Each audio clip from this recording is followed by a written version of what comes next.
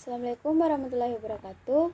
Perkenalkan, nama saya Fitri Rahayu dari kelas B Prodi Pendidikan Teknologi Pertanian, asal sekolah SMK Negeri 2 Sopeng, asal daerah Sopeng. Di sini saya akan membahas mengenai permasalahan perikanan dan kelautan di Indonesia. Indonesia dikenal sebagai negara maritim yang memiliki kekayaan wilayah perairan cukup luas dan tak jarang muncul permasalahan laut.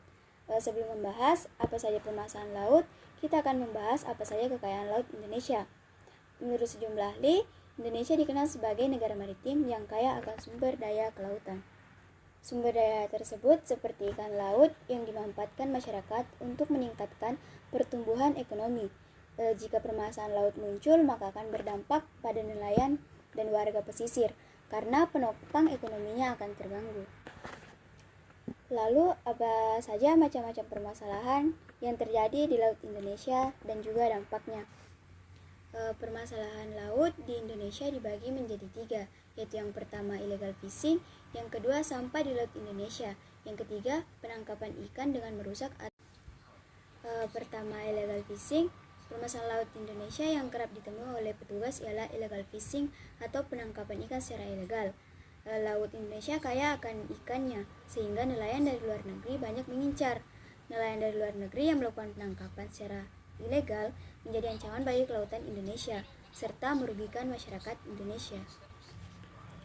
Oleh sebab itu, Kementerian Kelautan dan Perikanan terus berusaha mencegah masuknya kapal-kapal asing yang mencuri ikan di wilayah Laut Indonesia. Kapal asing yang mencuri ikan di Laut Indonesia akan diancam ditenggelamkan kapalnya dan orangnya diproses hukum. Upaya pemerintah mengatasi illegal fishing adalah dengan memperkuat penjagaan di perairan yang berbatasan dengan negara lain, seperti perairan Natuna Utara. Penguatan penjagaan ini dengan menambahkan dan memperkuat kapal patroli. Permasalahan kedua yaitu sampah di Laut Indonesia. Permasalahan Laut Indonesia bukan hanya illegal fishing atau penangkapan ikan secara ilegal, karena Laut Indonesia juga memiliki masalah di bagian sampah. Indonesia menjadi salah satu negara penyumbang sampah terbesar di laut. Menurut data Kementerian Kelautan dan Perikanan, sampah Indonesia didominasi oleh sampah plastik.